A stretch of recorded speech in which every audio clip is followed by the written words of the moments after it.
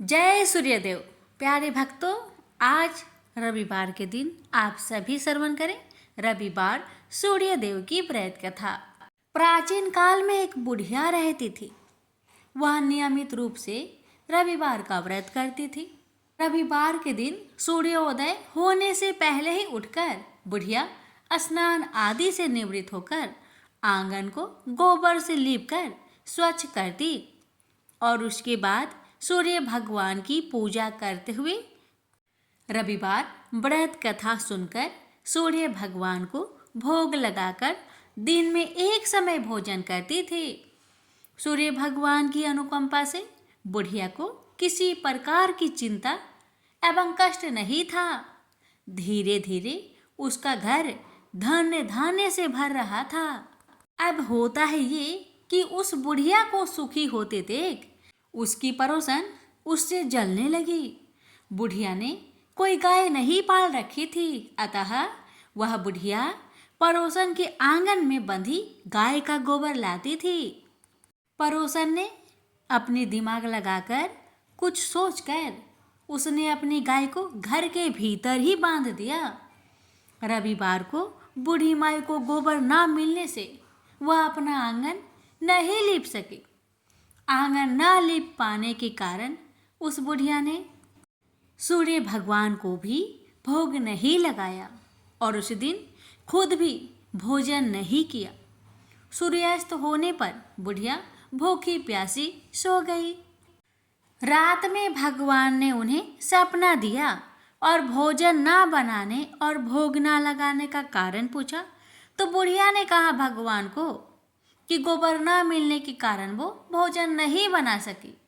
तब भगवान ने कहा कि माता, हम तुमको एक ऐसी गौ देते हैं जिससे सभी इच्छाएं पूरी होती है, क्योंकि तुम हमेशा रविवार को गोबर से लीप कर भोजन बनाती हो और भोग लगाकर ही खुद भोजन करती हो। इससे मैं खुश होकर तुम्हें वरदान देता हूँ। सपने में भगवान का यह वरदान पाकर जब बुढ़िया की आँख खुली तो देखा कि आंगन में एक अति सुंदर गौ और बछड़ा बंधे हुए हैं। गाय और बछड़े को देखकर वह खुश हो जाती है और घर के बाहर बांध देती है और खाने को चारा डाल देती है। जब पड़ोसन ने वृद्धा के घर के बाहर अति सुंदर गौ और बछड़े को देखा तो देश भावना से प्रेरित होकर उसका हृदय जल उठा और जब उसने देखा कि गाय ने सोने का गोबर दिया है तो वो गाय का सोने का गोबर ले गई और अपनी गाय के गोबर उसकी जगह रख दिया। रोजाना वह ऐसा करती रही और सीधी साधी बुढ़िया को कानों कान इसकी खबर तक ना होने दी। तब सर्वव्यापी ईश्वर भगवान सूर्य नारायण ने सोचा कि चालाक पड़ोसन की वजह से बुढ़िया ठगी जा रही है, तो उन्होंने शाम के समय अपनी माया से बड़े जोर की आंधी ला दी। आंधी की भय से बुढ़िया ने अपनी गाय को अंदर ही बांध दिया। सुबह जब गाय ने गोबर दिया तो बुढ़िया आश्चर्यचकित रह गई और फिर वो रोजाना अपनी गौ को घर के अंदर ही बांधने लगी। उधर पड़ोसन ने देखा कि बुढ़िया तो गौ को घर के अंदर बांधने लगी है, तो उसका सोने की गोबर उठाने की चाल कामयाब नहीं हो पा रही थी। तो कुछ उपाय ना देखकर पड़ोसन ने सीधे राजा की सभा में जाकर सारी बात बता दी। उसने राजा से कहा कि मेरे पड़ोसन में एक वृद्धा के पास ऐसी गाय है जो आप जैसे राजाओं के पास होना चाहिए, आप ही के योग है। वह गौ रोजाना सोने का गोबर देती है। आप सोने से प्रजा का पालन करिए। वह बुढ़िया उस सोने का क्या करेगी? राजा ने यह बात सुनकर अपने दूतों को बुढ़िया के घर जाकर गौ लाने की आज्ञा दे दी। अब बुढ़िया सुबह सुबह ईश्वर को यानी सूर्य नारायण को भोग लगाकर भोजन ग्रहण करने जा ही रही थी कि तभी राजा के कर्मचारी गाय खोलकर ले गए। यह देखकर बुढ़िया काफी रोई, जोर जोर से चिल्लाई, लेकिन कोई कर्मचारी ने एक ना सुनी।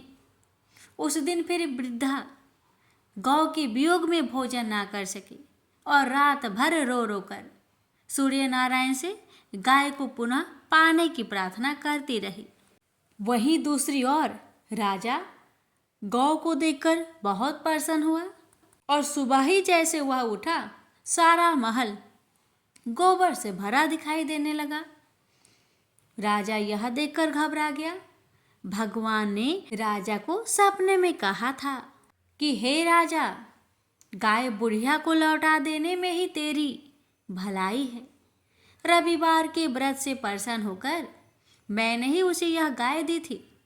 सुबह होते ही राजा ने बुढ़िया को बुलाकर बहुत सारे धन के साथ सम्मान सहित गौ और बछड़ा लौटा दिया। इसके साथ ही पड़ोसन को भी बुलाकर उचित दंड भी दिया। ऐसा करने से राजा के महल की गंदगी दूर हुई और उसी दिन राजा ने नगरवासियों को आदेश दिया कि अपनी समस्त मनोकामनाओं की पूर्ति के लिए रविवार का व्रत रखा करे। प्रेम से बोलिए सूर्य नारायण की जय। हे सूर्य नारायण, जैसी कृपा आपने बुढ़िया माई पर करी, वैसे ही कृपा आपकी कथा कहने वाले, सुनने वाले, हुक्कार भरने वाले सभी भक्तों पर करना और सभी भक्तों की हर मनोकामना को पूर्ण करना। जय सूर्य नारायण।